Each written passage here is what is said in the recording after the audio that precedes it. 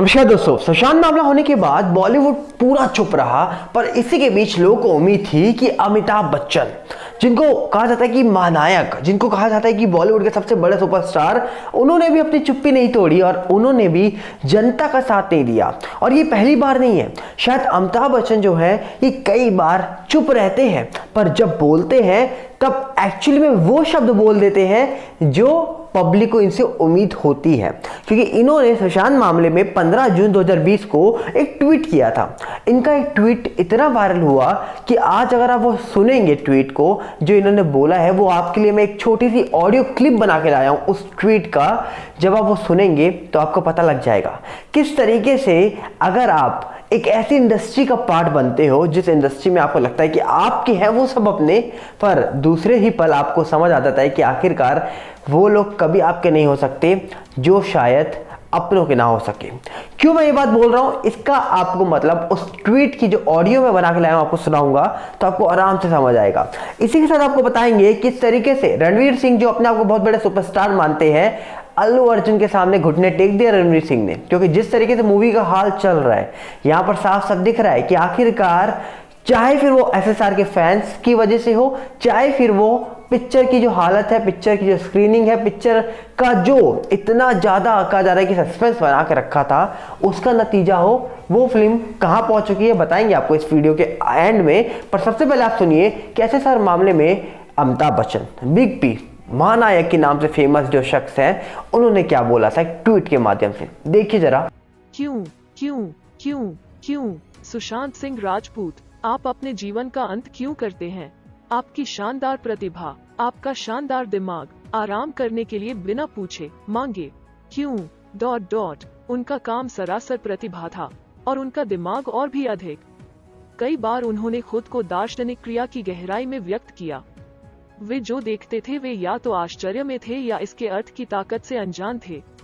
कुछ सोचा, किसी ने झुंझलाया, कुछ के लिए यह एक वश में था क्योंकि इसे सुस्त अज्ञान दिया जाने के लिए अपनी खुद की गुफाएं खोल दी होंगी।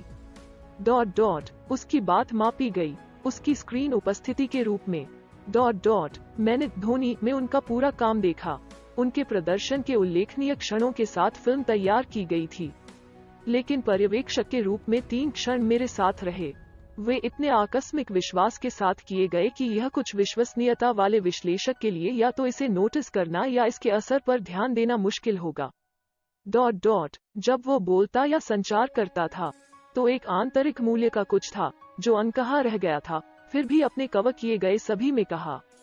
यह अत्यधिक बुद्धि का गुण है और जब वो राजमार्ग से मोड़ लेता है तो यह हमेशा समाप्त होता है एक रोड ब्लॉक के खिलाफ, अवसादग्रस्त, अवांछित और जुझारू हताशा में। उनके साथ मेरी एक बैठक में मैंने उनसे पूछा कि उन्होंने धोनी के उस प्रतिष्ठित शॉट को अंतर्राष्ट्रीय टूर्नामेंट जीतने के लिए पूर्णता के लिए कैसे दिया। उन्होंने कहा कि उन्होंने धोनी के उस वीडियो को 100 बार देखा।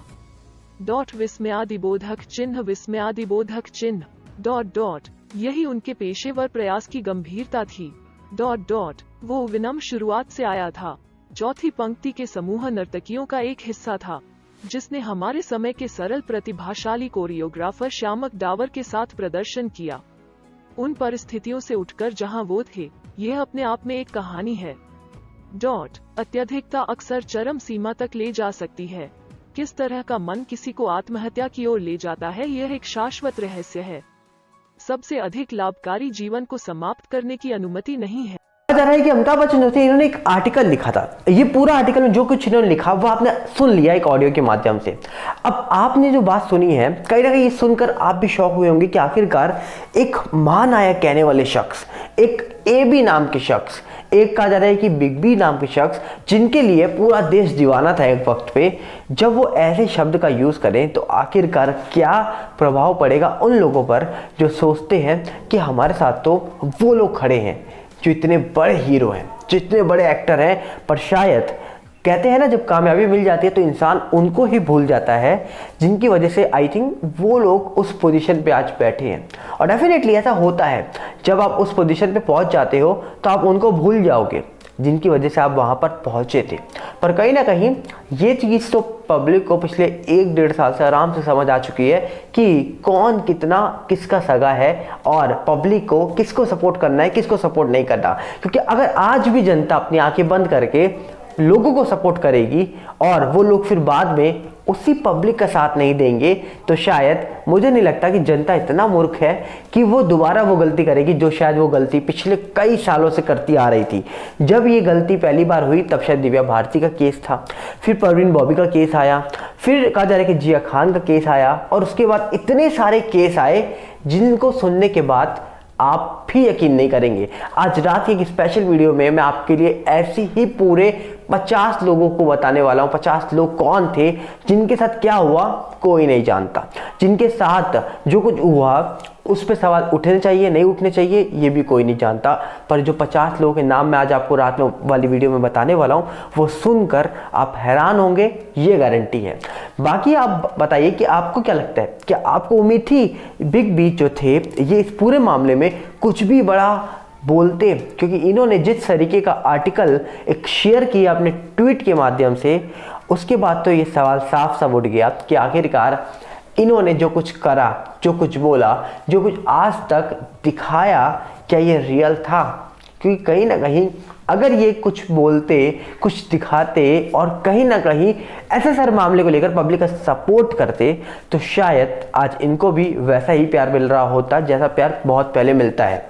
क्योंकि कहीं ना कहीं इन्हीं के यहाँ से निकल के आई थी एक मोहतरमा जिन्होंने थाली में छेद वाली बात तब करी थी जब ड्रग्स मामला एक्सपोज हो रहा था। हाल ही में जब रेड पड़ती है 257 करोड़ रुपए की बात निकल के आती है कि एक पीयूष जैन नामक शख्स के यहाँ से मिलते हैं जो कि परफ्यूम का बिजनेस करता है, और फिर ये जो इनकी वाइफ है वो कहाँ पर जाती हैं, वो आती हैं और बोलती हैं चिल्ला चिल्ला कर कि आखिरकार मैं आपको शराब देती हूँ, ये जो आप कर रहे हो आपके दिन बुरे आने वाले हैं। पर कहीं ना कहीं जो पीयूष जैन नाम का शख्स पकड़ा गया, 200 के ऊपर करोड़ रुपए मिलते हैं, ऑलमोस्ट 25 किलो के आसपास सोना मिलता है, चांदी दीवारों के अंदर से मिल रही है, और भी कई सारी चीज़ें। सोचिए कितने सारी चीज़ें उसके यहाँ से मिल रही हैं। तो आखिरकार अब कोई थाली में छेद वाली बात नहीं करेंगे। क्यों? क्योंकि कहते हैं जब अपने ऊपर कीचड़ उछलता है तो सबसे पहले वही भागता है जो कि उस वक्त आता है जब वो कीचड़ था ही नहीं। जब सूखा पड़ा था तो इंसान बोलने आ जाता है, पर जब वहां पर सूखे में कीचड़ आता है तो वो इंसान सबसे पहले वहां से रफू चक्कर होता है, और आज हमने वही देख लिया। इसी साथ आपको बताते हैं जिस तरीके से एक हाइप बना रखी थी कि 83 फिल्म आएगी तो वो फिल्म MS धोनी को पीछे छोड़ देगी, वो फिल्म सुशांत सिंह राजपूत को पीछे छोड़ेगी, और ऐसा होता हुआ नजर आ ही नहीं रहा था, और वही आज पूरा भी हो गया। कहा जा रहा है कि इस फिल्म ने पहले दिन 12 करोड़, दूसरे दिन 16 करोड़, संडे को 17 करोड़, मंडे को 6 से 7 करोड़ रुपए कमाए मात्र। तो मतलब क्या समझा जाए, इस फिल्म का हाल क्या है? ये फिल्म 100 करोड़ तक जाएगी, नहीं जाएगी, कब जाएगी? पैसे तो कमा लेगी, कहीं ना कहीं से OTT प्लेटफॉर्म से कमा लेगी, पर कहीं ना कहीं एक रेपुटेशन आज उन लोगों की पता लग गई होगी जो शायद इतना घमंड में थे कि हम हैं तो भाई साहब फिर हम ही हैं। पर आज अल्लू अर्जुन ने उनकी रेपुटेशन का बता दिया क्या हाल है उनका मार्केट के अंदर। अल्लू अर्जुन के आगे उन लोगों ने आज घुटने टेक दिए जो अपने आप को पता नहीं क्या समझ के बैठे हुए थे। और अल्लू अर्जुन की पिक्चर पुष्पा, जो पिक्चर आज कई सारी फिल्म थिएटर्स में स्क्रीन शेयर करके लगी हुई है, सोचिए वो फिल्म आज भी प्रॉफिट में चल रही है और करोड़ों कमा रही है। स्पाइडरमैन आज भी कई थिएटर्स में आपको देखने को मिलेगी, वो भी करोड़ों कमा रही है। पर दूसरी साइड 83 का हाल ये हो चुका है कि शुरुआत 12 से हुई और आते आते 4 दिन के अंदर ये फिल्म 6 करोड़ में पहुंच गई है पर डे के अंदर। सोचिए ये हाल उस फिल्म का है जिसका ट्रेलर बुर्ज खलीफा में चलाया हो, ये हाल उस फिल्म का है जिसका प्रमोशन इतनी बड़ी तरीके से दिखाया गया, और इतने कहते हैं ना कॉन्फिडेंस आपका ओवर हो तो डेफिनेटली वो कहीं ना कहीं गिरता जरूर है, और वो आज देखने को मिल गया।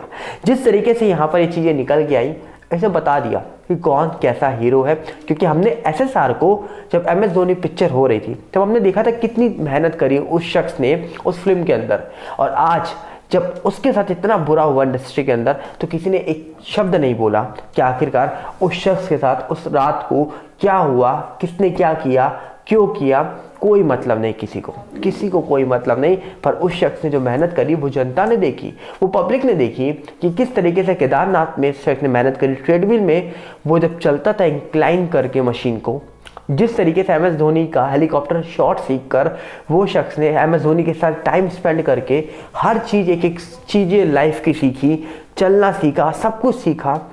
और आज उस शख्स के लिए कई सारे लोग शांत होते हैं। क्यों?